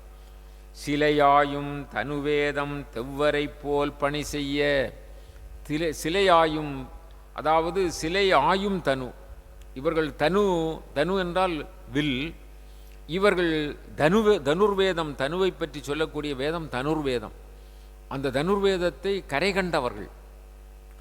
அந்த தனுர்வேதம் என்ன செய்கிறதாம் என்று சொன்னால், அதாவது போரிலே எதிரியை தோற்கடித்து அந்த எதிரியை அடிமை கொண்டு விட்டால் அவர்கள் எப்படி பணிவிடை செய்வார்களோ, உபகாரம் செய்வார்களோ, அந்த வெற்றி கொண்டவனுக்கு பணிந்திருப்பார்களோ, அதுபோல இந்த தனுர்வேதம் இவர்களுக்கு பணிந்து ஏவல் செய்யுமாம். அது மாதிரி அந்த தனுர்வேதத்திலே விற்பனர்கள். கலையாளி கதிர்திங்கள் உதயத்தில் கலித்து ஓங்கும், அதாவது கலையாளி திங்கள், அதாவது கலையாளி கதிர் திங்கள், பௌர்ணமி சூரிய, அந்த சந்திரன் அந்த பூரண சந்திரனாக இருக்கின்ற பொழுது என்ன செய்யுமாம்? கடல் பொங்குமாம். என்ன அது இப்பொழுதும் நடக்கும். நீங்கள் பௌர்ணமிக்கு என்ன செய்யும்? கடல் பொங்கும். கலையாளி கதிர் திங்கள் உதயத்தில், அது தோன்றியவுடனே கலித்து ஓங்கும், பெருக்கெடுக்கும். கடல் என்ன செய்யும்? பெருக்கெடுக்கும். அலையாளி என வளர்ந்தார் மறை நான்கும் அணையார்கள், 4 மறைகள் போல இந்த 4 புத்திரர்கள், 4 மறைகள் போல இந்த 4 புத்திரர்கள். அதைத்தான் சொல்கிறார். அலையாளி என வளர்ந்தார், எப்படி பூர்ண சந்திரனை கண்டவுடனே பெருங்கடல் ஆர்ப்பரித்து மேலோங்குகிறதோ அதுபோல இந்த மறைகளாகிய 4 பேர்களும், ரிக்யஜூர் சாமம் அதர்வணம் என்று சொல்லுகின்ற 4 அந்த மறை அளவிலே இருக்கின்ற இவர்களெல்லாம் தினமும் அதிலே அலையாளி பொங்குவது போல் இவர்கள் பொங்கி பூரித்தார்கள். அப்படியாக இவர்களுடைய சிறப்பு அமைந்திருக்கிறது. அது மட்டுமல்ல, இவர்கள் நான் அழைத்து வருகின்ற பொழுது, எங்கே கடந்து வந்தோம் என்று சொன்னால், அதாவது கானகங்களை கடந்து வருகின்ற பொழுது தாடகை என்று சொல்லுகின்ற பேரரக்கி நான் செய்கின்ற வேள்வியை அளித்தவள், அவள் வந்து எதிர்ப்பட்டாள். அந்த தாடகையை இந்த ராமன் ஓர் அம்பினாலே அழித்து விட்டான். இப்பொழுது அவனுடைய குலத்தை சொன்னார், மைந்தன் என்று சொன்னார். அந்த தசரத சக்கரவர்த்தியுடைய மைந்தன் என்றார். அதற்கு அப்பால் சொல்லுகிறார், அவன் இந்த ராமனுடைய பெருமை என்ன, இவனுடைய ஆற்றல் என்ன? இங்கு இவரால் என் வேள்விக்கு இடையூறு கடிது இயற்றும், என்னுடைய வேள்விக்கு இடையூறாக இருந்த தீங்குடைய கொடியோரை கொல்விக்கும் சிந்தையன்னாய், இந்த தீங்கு செய்தவர்களை எல்லாம் கொல்ல வேண்டும் என்று சொல்லி பூங்கழலார் கொண்டு போய் வனம்புக்கேன். ஆகவே இவர்களை நான் வனத்திற்கு அழைத்து வந்தேன். புகா முன்னம், இங்கு வந்த நேரத்திலே தாங்கரிய பேராற்றல் தாடகையே தலைப்பட்டாள். நான் வந்த பொழுது, இவர்கள் அழைத்து வந்த பொழுது தாங்கரிய பெரு ஆற்றல் உடைய அந்த தாடகையே எதிர்பட்டாள். அலை உருவ கடல் உருவத்து ஆண்டகை தன் நீண்டு உயர்ந்த நிலை உருவ புயவலியை நீ உருவ நோக்கு ஐயா. அவள் வந்து எதிர்பட்டாள். பெரிய சக்கரவர்த்தியாக இருக்கக்கூடிய ஜனக மகாராஜாவே, நீவீரே இப்பொழுது நேர் பாரும். அலை உருவ கடல் உருவத்து, பேரலைகளை வீசிக்கொண்டிருக்கின்ற அந்த கடல் உருவத்தில் இருக்கின்ற இந்த ஆண்டகை, இந்த ராமனை பார். தன் நீண்டு உயர்ந்த நிலை உருவ புயல் வலியை நீ பார். இவனுடைய திரண்ட தோள்கள் எப்படி இருக்கின்றன. தன் நீண்டு உயர்ந்த நிலை உருவ புயவலியை நீ உருவ நோக்கு ஐயா, நீ நன்றாக பார். என்ன செய்தான் தெரியுமா? உலை உருவ கனல் உமிழ்கண் தாடகைதன் உரம் உருவி. இவன் விட்ட ஓர் அம்பு என்ன செய்தது? தாடகையினுடைய வஜ்ரம் போன்ற மலை போன்ற அந்த அந்த பேர் உருவத்தோடு இருந்த அந்த தாடகையினுடைய அந்த அந்த கல்மலை போன்ற நெஞ்சினை, வைரம் பாய்ந்த நெஞ்சினை துளைத்தது. உலை உருவ கனல் உமிழ்கண் தாடகைதன் உரம் உருவி. எப்படி ஊடுருவியதான் என்றால், அந்த கொல்லன் துருத்தியை வைத்து நெருப்பை ஊதுகின்ற பொழுது அந்த நெருப்பானது குபீல் குபீல் என்று நெருப்பு பொறியை கக்கும் அல்லவா, அதுபோல இவன் விட்ட பானமானது உலை உருவ கனல் உமிழ்கண். உலை உருவ என்ன ஆகிறது? கனல், கனல் உமிழ்கண், கனலை கொட்டுகின்ற அந்த அந்த நிலையிலே பாய்ந்த அம்பானது தாடகைதன் உரம் உருவி, தாடகையினுடைய மார்பிலே உருவி சென்று அதோடு நின்றதா. மலை உருவி, அதற்கு தடையாக இருந்த மலைகளையெல்லாம் துளைத்து கொண்டு, மரம் உருவி அதற்கு இடையூறாக இருந்த மரத்தை எல்லாம் துளைத்து கொண்டு, வேறு எங்கும் துளைப்பதற்கு இடமில்லாமல் மண் உருவி, இந்த மண் தான் தடுக்கிறது என்று சொன்னால் பூமியையும் உருவிற்று ஒருவன் வாழி. அந்த அம்பானது அப்படி அந்த அவளுடைய மார்பை மட்டுமல்ல, மலைகளையும் மரங்களையும் இந்த பூமியையும் துளைத்து கொண்டு வந்தது என்று சொன்னால் இவனுடைய ஆற்றல் என்ன? செக்கர் நிறத்து எரிகுஞ்சி சிறக்குவைகள் பொறுப்பு என்ன? அங்கு தாடகையை வதம் செய்து என் வேள்வியை காத்து நிற்கின்ற பொழுது செம்மையான சிவப்பு முடிகளை உடைய, செம்பட்ட முடி என்று சொல்லுவோம் அல்லவா, அப்படிப்பட்ட செம்பட்ட முடி உடைய செக்கர் நிறத்து எரி குஞ்சி சிறக்குவைகள் பொறுப்பு என, அப்படிப்பட்ட பெருந்தலைகளை உடைய கோடிக்கணக்கான அரக்கர்கள் இறந்து அவருடைய உடம்பெல்லாம் மலைபோல் குவிந்து, பொறுப்பு என்ன, மலைபோல் குவிந்து கிடக்க உக்கனவோ முடிவு இல்லை. அந்த அரக்கர்கள் இறந்ததற்கு முடிவு இல்லை. ஓர் அம்பினோடும், அந்த அம்பானது அவர்களையெல்லாம் கொன்று குவித்து விட்டு அரக்கியினுடைய மக்களில், அந்த தாடகையினுடைய மக்களில் அங்கு ஒருவன் போய் வான்புக்கான். அந்த சுபாகு என்ன செய்தான்? அவன் இந்த அந்த இது பானம் பட்டு வான்புக்கான். ராமனால் அடிபட்டால் நல்ல மோட்சம்தான். அவன் வான்புக்கான் மற்றொருவன், வான்புக்கான் மற்றையவன் புக்க இடம் அறிந்திலேன். அவன் எங்கே போயினான், எங்கே ஒளிச்சான் என்று தெரியவில்லை. புக்க இடம் அறிந்திலேன் போந்தனன் என் வினை முடித்தே.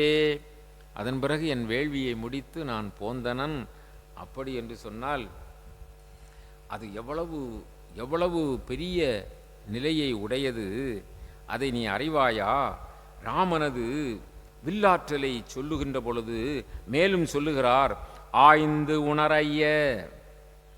ஜனக மகாராஜாவே, இவனுடைய ஆற்றலை நீ ஆய்ந்து உணர், நல்லாக தெரிந்து உணர்ந்து கொள்வாயாக. ஆய்ந்து உணரைய அயற்கேயும் பிரம்மாவுக்கும் அறிவு அறிய. பிரம்மதேவனுக்கு கூட இவனை பார்த்து வியப்பான். இவனுடைய அறிவுக்கு அவன் அறிவு கிட்ட கூட வர முடியாது. அயற்கேயும் பிரம்மாவுக்கேனும் அறிவு அறிய காய்ந்து ஏவின். அவன் கூட அறிய மாட்டான். இவன் வில்லிலிருந்து ஒரு அம்பானது இவன் காய்ந்து ஏய, இவன் கோபப்பட்டு விட்டு விட்டான் என்று சொன்னால் காய்ந்து ஏவின் உலகு அனைத்தும். இவன் ஒரு அம்பு இவன் சினத்தோடு விட்டு விட்டான் என்றால் இவனுடைய வில்லில் இருந்து அந்த அம்பானது என்ன செய்யும்? காய்ந்து ஏவின் உலகு அனைத்தும், எல்லா உலகங்களையும், கடலோடும் மலையோடும், கடலாக இருந்தாலும் கடலை வெற்றச் செய்துவிடும், மலைகளை பொடி பொடியாக்கிவிடும்.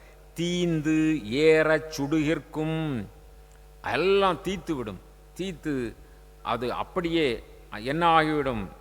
அதாவது அந்த சாம்பலாக்கிவிடும். தீந்து ஏற சுடுகிற்கும் படைக்கலங்கள் செய்தவத்தான். அப்படிப்பட்ட படைக்கலங்களை செய்தவத்தால், நான் பல ஆயிரம் ஆண்டுகள் செய்த தவத்தினால் எனக்கு கிடைத்ததை நான் ஈந்தேனும். நான் என்ன செய்திருக்கிறேன்? ராமனுக்கு கொடுத்திருக்கிறேன். அது மட்டுமல்ல, அவன் அந்த அம்புகளை பயன்படுத்தி அவன் விடுகின்ற பொழுது நானே நாணங்கொள்ளுகிறேன். நானா இந்த அம்புகளை கொடுத்தேன். ஓ, என்ன ஆற்றல்! மனம் உட்க நான் நாணப்படும் விடையாக இவர்க்கு ஏவல் செய்குனவாய். அந்த அம்புகள் எல்லாம் இவனுக்கு ஏவல் செய்கின்றன. அந்த அந்த சிறப்பு மிகுந்த அம்புகள் இவனுக்கு நான் வெட்கப்படும்படியாக ஏவல் செய்கின்றன. அது மட்டுமல்ல, ஜனக மகாராஜா, அங்கிருந்து நாங்கள் மிதிலைக்கு புறப்பட்டு வந்தோம். அப்படி வந்த பொழுது என்ன நடந்தது தெரியுமா? ராமனது பாதம், அவனுடைய திருவடியினுடைய மகிமை, இவனுடைய திருவடியிலிருந்து எழுந்த அந்த துகள்கள் பட்ட மாத்திரத்திலே கற்பாறையாக கிடந்த அகலிகை மீண்டும் உருப்பெற்றாள். கோதமன் தன் பன்னிக்கு, கோதமன் என்றால் கௌதமன், தன் பன்னிக்கு என்று சொன்னால் தன் மனைவிக்கு முன்னை உரு கொடுத்தது. அந்த அந்த பாறையாக கற்பாறையாக கிடந்த அந்த கௌதமனுடைய மனைவிக்கு முன் உரு கொடுத்தது. முன்னை போல அவள் பெண் உருவம் பெற்றாள். முன்னை உரு கொடுத்தது இவன் போதுவென்றது என புலந்த புலங்களற்கால் பொடிகண்டாய். அது இவனுடைய தாமரை மலர் போன்ற தாமரை மலர் கூட இவனுடைய ராமபிரானுடைய சிறந்த திருவடிகளை பார்த்து வெட்கி தலை குனிந்து விடுமாம். அவ்வளவு அழகிய தாமரை மலர் போன்ற போது வென்றது. அந்த போதுவையும் வென்றது. போது என்றால் தாமரைப்பூ. தாமரைப்பூ இவனுடைய திருவடி தாமரைப்பூவை வென்றது. அதற்கு மேலான அழகுடைய தாமரை போன்றது இவனுடைய திருவடி. போது வென்றது என புலந்த புலங்கலர்கால் பொடிகண்டாய். அந்த காலில் பட்ட தூசி தான் அந்த அந்த பாறையாய் கிடந்தவளை பெண்ணாக மாற்றியது. பொடிகண்டாய் காதல் என் தன் உயிர் மேலும். எனக்கு என் உயிர் மேல் இருக்கிற ஆசையை விட இந்த ராமன்பால், கரியவனாகிய இவன்பால் தான் எனக்கு அன்பு இருக்கிறது. காதல் என் தன் உயிர் மேலும் இக்கரியோன்பால் உண்டாய். இவன் மேல்தான் இருக்கிறது. இது இவன் தன் வரலாறும் புயவலியும் என உரைத்தான். இதுதான் இவனுடைய வரலாறும் இவனுடைய புயவலியும் என்று விவரங்களை சொல்லுகின்றான். பாருங்கள், இத்தகைய நிலையிலே அந்த விஸ்வாமித்திரர் ஜனக மகாராஜாவுக்கு ராமபிரானுடைய சிறப்பையும் மேன்மையும் எடுத்து சொன்னார். இந்த நேரத்தில் இந்த இந்த ஜனக மகாராஜாவுக்கு எல்லாம் கேட்டாலும் அவருக்கு ஒரு சிறிய நெருடல் மனதிலே ஏற்படுகிறது. என்ன நெருடல் அப்படி என்று சொன்னால், தசரதன் 3 பட்டத்து மகிழ்ச்சிகளை வைத்திருக்கிறான். அதாவது கோசலாதேவி, கைகேயி, சுமத்திரை என்று சொல்லுகின்ற 3 பட்டத்து மகிழ்ச்சிகளை வைத்திருக்கிறான். அதோடு மட்டுமல்லாமல் அந்த புறத்திலே ஏராளமான பெண்களை வைத்திருக்கிறான். அதாவது பட்டத்துக்கு இல்லாமல் வேறு பெண்களையும் இவனுடைய மனைவியாக வைத்திருக்கிறான். இதற்கு செவிவழி செய்தி கூட ஒன்று உண்டு. அதாவது பரசுராமன் 21 தலைமுறை மன்னர்களை எல்லாம் வென்று வந்தார். அந்த பரசுராமன் ராமபிரானுக்கு உடைய முந்திய அவதாரம். ஆனால் ராமபிரான் அவதாரத்திலும் இருந்தார் இல்லையா? அந்த அந்த அந்த அந்த பரசுராமர் அவர் என்ன செய்வார்? 21 தலைமுறை ராஜாக்களை கொன்று வந்தார்.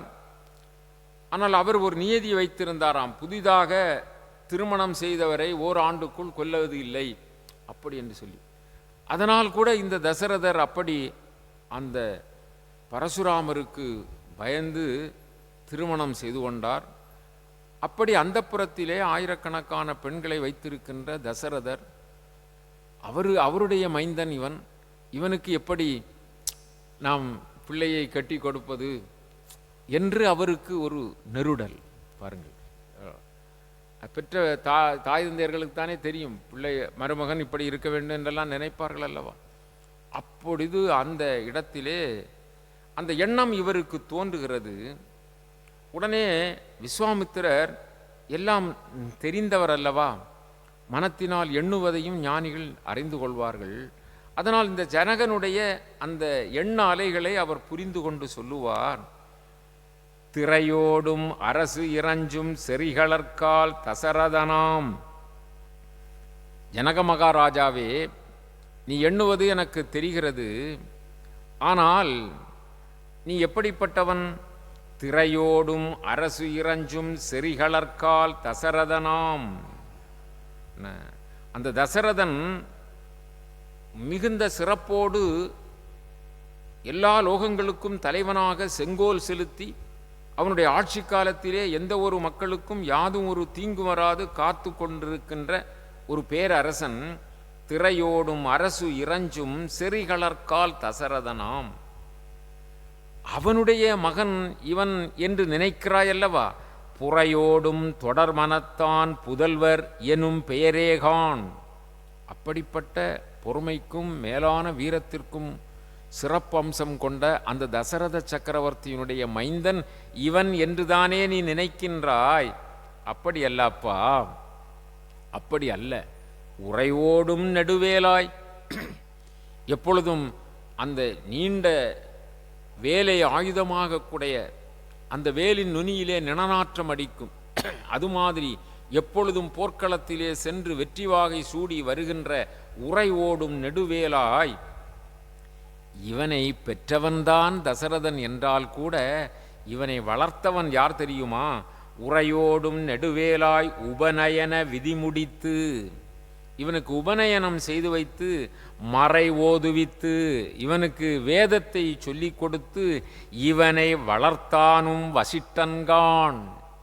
இவனை வளர்த்தவன் யாரு? வசிஷ்டன். எந்த மரபும் நீ பார்க்க முடியுமா? அதாவது குருகுலம் எப்படி இருக்கிறதோ அது மாதிரி குடும்பம் இருக்கும், அது மாதிரி ஆக வேண்டும். இவனை வளர்த்தவன் வசிஷ்டன். இவனுக்கு வேதம் சொல்லிக் கொடுத்து இவனை ஆளாக்கியவன் வளர்த்தவன் வசிஷ்டன்கான். ஆகவே அந்த சந்தேகத்தை நீ விட்டுவிடு அப்படி என்று சொல்லி அங்கே விவரத்தை சொல்லுகிறார். இப்படியாக அந்த இடத்திலே அந்த ராமனை பற்றியுள்ள செய்திகளை சொல்லி ராமன் மீது நீ சந்தேகப்பட வேண்டாம் என்று சொல்லுகிறார். இங்கிருந்து நாம் அந்த தாடகையினுடைய வதத்தை முடித்து மிதிலை மாநகரம் வருகின்ற பொழுது, மிதிலை மாநகரம் வருவதற்கு முன்பாக அந்த அகலிகை என்று சொல்லுகின்ற அந்த பெண்ணிற்கு ராமபிரான் விமோச்சனம், அதாவது அந்த சாபத்திலிருந்து விடுதலை செய்த அந்த செய்தியை நாம் பார்க்க வேண்டும். அதாவது கௌதம மகரிஷி என்பவர் சிறப்புக்குரிய மேலான சிறந்த மகரிஷி. அவருடைய மனைவியின் பெயர்தான் அகலிகை. அவள் அழகு சுந்தரி. அவள் மிகுந்த தெய்வ நம்பிக்கையும் பதி பக்தி உடையவளுமாக வாழ்ந்தவள். முனி பத்தினி அல்லவா? ஆகவே கௌதம முனிவருடைய மனதுக்கு ஏற்றவாறு சிறந்த தொண்டினை செய்து சிறப்பான அந்த முனிபுங்கவரின் புனித ஒரு பாக்கியவதியாக அகலிகை வாழ்ந்து வந்தாள். அப்படி வாழ்ந்த அந்த அகலிகைக்கு ஒரு இடையூறு ஏற்பட்டது. தேவேந்திரன் ஒரு நாள் அகலிகையை விரும்பினான். அப்படி விரும்பியவன் இந்த அகலிகையை அடைய வேண்டும் என்று சொன்னால் விஸ்வாமித்திரர், அந்த கௌதம மகரிஷி இருக்கின்ற நேரத்தில் நாம் அவளை அடைய முடியாது. ஆகவே அவளை அவர் நீங்குமாறு செய்ய வேண்டும் என்று சொல்லி நடு இரவிலே அவன் கோழியாக கூவினான். கோழி கூவுகின்ற நேரம் காலை 4 மணி 5 மணி, இந்த 3:30 மணிக்கு மேல்தான் கோழி கூவும். அது கௌதம மகரிஷிக்கு தெரியும். கோழி கூவிற்றென்று நடுநிசியிலே திடீரென்று எழுந்தார். எழுந்தவர் காலை கடன்களை முடித்து நாம் செய்ய வேண்டிய வேலைகளுக்கு செய்ய வேண்டும் என்று சொல்லி கங்கா ஸ்நானம் செய்ய செல்வார். அங்கே சென்று கங்கா ஸ்நானம் செய்ய சென்ற பொழுது அவர் முனிபுங்கவர் அல்லவா, அவருக்கு தெளிவாக தெரியும் அங்கே தண்ணீரை தொட்டவுடனே தண்ணீர் தூங்கி கொண்டிருக்கிறதாம். அந்த கங்கை நதி கூட விழித்து கொள்ளவில்லையாம். என்ன, கங்கை விழித்து கொள்ளவில்லையே? அவர்கள் ஸ்நானம் செய்வதற்கு முன்பு கங்கையை வணங்கி அப்படித்தான் சாதாரணமாக பெரியவர்கள் ஸ்நானம் செய்வார்கள். நாமும் அப்படித்தான் செய்ய வேண்டும். அவர் அந்த சடங்கினை செய்கின்ற பொழுது, அந்த கங்கையை தொடுகின்ற பொழுது கங்கை விழிக்கவில்லை. ஆகவே கங்கை விழிக்கவில்லை. ஆகவே இது நேரம் சரியில்லை போலும் என்று நந்தவனம் வருகிறார். நந்தவனத்திலே பூக்கள் மலரவில்லை. அதாவது அந்த பூ மொட்டுகள் பொதுமவில்லை. பொதுமை அது காலை பொழுதென்றால் விரிவதற்கு பக்குவமாகும் அல்லவா, அது மாதிரி ஆகவில்லை. அப்படியே பார்க்கிறார், ஏதோ ஒரு அபச்சாரம் நடக்கிறது என்று சொல்லி திடீரென்று மீண்டும் தன்னுடைய இடத்திற்கு வருகிறார், குடிலுக்கு வருகிறார். அப்பொழுது இவர் வருவதை பார்த்த அந்த இந்திரன் ஒரு பூனை உருவம் கொண்டு அவன் தப்பி போய்விடலாம் என்று பார்க்கிறான். அந்த நேரத்தில் முனிவருக்கு தெரிகிறது, இவன் இந்திரன் என்று சொல்லி தெரிகிறது. மாறுவேடம் போட்டு போகிறான் என்பது தெரியும். யாரடா நீ, நில் என்றார். இந்திரனுக்கு பெரிய சாபம் வந்து விடக்கூடாது என்று பயந்து நடுநடுங்கி நின்றான். அப்பொழுது இந்திரன் அவனுடைய சுயரூபத்தை காட்டிய உடனே, நீ பெரும் தவறு செய்து விட்டாய், ஆகவே எதை நீ விரும்பினாயோ அதுவாக நீ ஆகிவிடுவாய் என்று சொல்லி உன் உடல் முழுவதும் 1000 யோனியாக போக கடவுது என்று சொல்லிவிட்டார். 1000 யோனி என்றால் 1000 பெண் குறிகள் உடையவனாக நீ ஆகிவிடு, உடல் முழுவதும் ஆகிவிடும் என்று. உடனே அவன் அந்த சாபம் பெற்றான். அது மாதிரி கோபம் தாங்காது அகலிகைக்கும் நீ ஒரு கருங்கல்லாக போக கடவுது என்று ஆணையிட்டார். அப்பொழுது அந்த பெண் எதுவும் அறியாத ஒரு ஒரு ஒரு ஒரு செந்தன்மை பூண்ட அந்த மங்கை அழுது தொழுது மீண்டும் கேட்கிறாள், இந்த சாபம் எனக்கு எப்பொழுது நீங்கும் என்று சொல்லி. அவள் உடனே கல்லாக போகிறாள். சாபம் நீங்கும் என்றால் ராமன் இப்படி தசரத சக்கரவர்த்தியுடைய மைந்தனாக ராமன் வருவான். உலக நாயகனாகிய அந்த மகாவிஷ்ணு ராமனாக அவதாரம் செய்து வருவார். அவருடைய பாத தூளி பட்ட மாத்திரத்திலே நீ மீண்டும் பெண்ணுருவை அடைவாய், அப்படி என்று கொடுத்து விட்டார் சாபம். அதனால் அந்த நேரத்திலே என்ன ஆனால், இந்த அகலிகையும் அப்படி கல்லாக ஆகிவிட்டாய். அப்பொழுது அப்படி கல்லாக ஆகிவிட்டால் இந்த இதுகாலம் வரை அவள் கல்லுருவாகவே இருக்கிறாள். ராமன் அவதார புருஷனாக தோன்றி இப்பொழுது விஸ்வாமித்திரர் அழைத்து வருகின்ற பொழுது, இப்பொழுது அவருடைய பாதம் பட்ட மாத்திரத்திலே இவள் மீண்டும் அந்த பெண்ணுருவை பெற்று அழகு சுந்தரியாக நிற்கிறாள். ராமபிரான் அந்த விஸ்வாமித்திரரிடம் கேட்கிறார், இது யார், இந்த நங்கை யார் என்று கேட்கிறார். அப்பொழுது அந்த விஸ்வாமித்திரருக்கு இந்த விருத்தாந்தங்கள் தெரிகின்றது. அவர் அந்த விருத்தாந்தங்களை சொல்லுகிறார். அப்பொழுது அந்த ராமபிரான் அந்த அகலிகையை ஆசீர்வதித்து, நீ உன் கணவனோடு கௌதம ரிஷியோடு சென்று சேர்வாயாக என்று அழைத்து கொண்டு மூவரும் வருகிறார்கள். இந்த இடத்தில் அந்த ராமனுடைய அந்த கால்பட்ட மாத்திரத்திலே அந்த அந்த அகலிகை எழுந்த நிலையிலே அந்த விஸ்வாமித்திரருக்கு அவருக்கு ஆச்சரியம் தாங்கவில்லை. அவனுடைய கைகளுக்குத்தான் பெரிய ஆற்றல் என்று முன்பு நினைத்தேன், அவனுடைய கால் துகளுக்கும் இந்த ஆற்றல் இருக்கிறது என்பதை கம்பநாட்டாழ்வார் இந்த இடத்திலே சொல்லுகிறார். இவ்வண்ணம் நிகழ்ந்த வண்ணம் இனி இந்த உலகுக்கெல்லாம் உய்வண்ணம் அன்றி வேறோர் துயர்வண்ணம் உருவதுண்டோ, மைவண்ணத்து அரைக்கி போரில், மைவண்ணத்து அரைக்கினா மை என்றால் கருத்த இருண்ட, மைவண்ணத்து அரைக்கி போரில் அந்த தாடகையை கொன்ற அந்த போரிலே, மைவண்ணத்து அரைக்கி போரில் மலைவண்ணத்து அண்ணலே, மலைவண்ணம் என்று சொன்னால் ராமன், மலைவண்ணத்து அண்ணலே உன் கைவண்ணம் அங்கு கண்டேன், கால் வண்ணம் இங்கு கண்டேன் அப்படிங்கிறார். உன்னுடைய கைவண்ணம் எங்கே கண்டேன்? அங்கு பார்த்தேன் தாடகை வதம் செய்யும் பொழுது.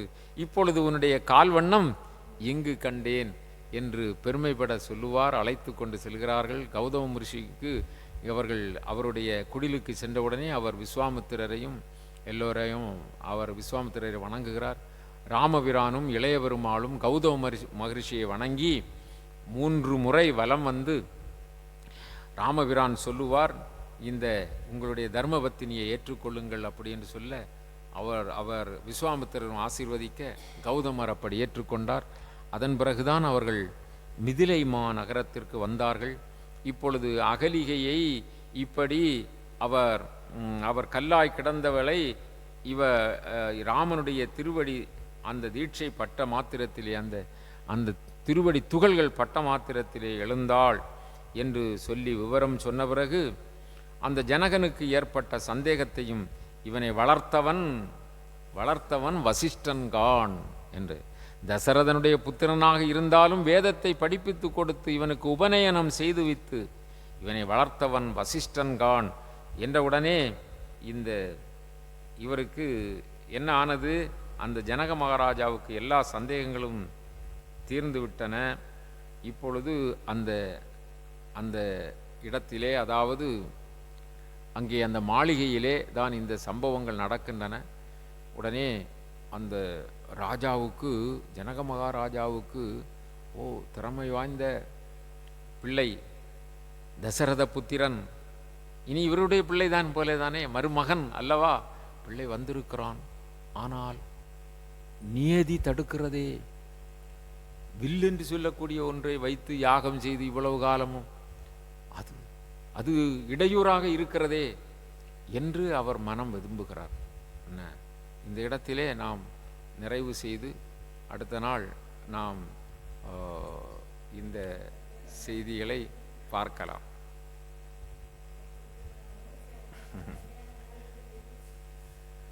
ஸ்ரீராமா ஜெய ராமா ஜெய ஜெய ராமா, ஸ்ரீராமா ஜெய ராமா ஜெய ஜெய ராமா, ஜெய ஜெய ராமா ஜெய ஜெய ராமா,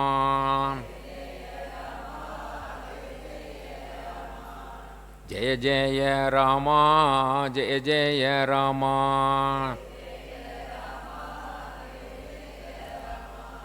வென்றீசேர் இலங்கை யானை வென்றமால் வீரம் ஓத நின்ற ராமாயணத்தில் நிறைந்திடும் கதைகள் தம்மில் ஒன்றினை படித்தோர்தாமும் உரைத்திட கேட்டோர்தாமும் தாமும் நன்றிது என்றோர்தாமும் நரகமது எய்திடாரே.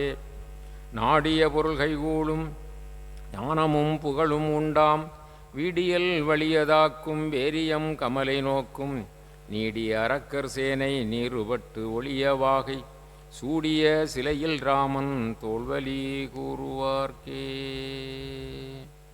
இந்த நிகழ்ச்சியிலே பங்கு பெற்று பகவானுடைய ராமச்சந்திரமூர்த்தியினுடைய பேரருளுக்கு பாத்திரமாக இருக்கிற அத்துணை பேர்களுக்கும் மீண்டும் மீண்டும் நன்றியும் வணக்கத்தையும் உரித்தாக்கி எல்லோரும் எல்லா நலமும் சகல சௌபாக்கியங்களும் ஐஸ்வர்யங்களும் பெற்று நீடு ஊழி வாழ எல்லாம் அல்ல சீதா பிராட்டி சமேதராக இருக்கின்ற ஸ்ரீ ராமபிரான் அருள்பாலிக்க வேண்டும் என்று பிரார்த்தித்து விடைபெற்றுக் கொள்கிறோம். அன்பு வணக்கங்கள்.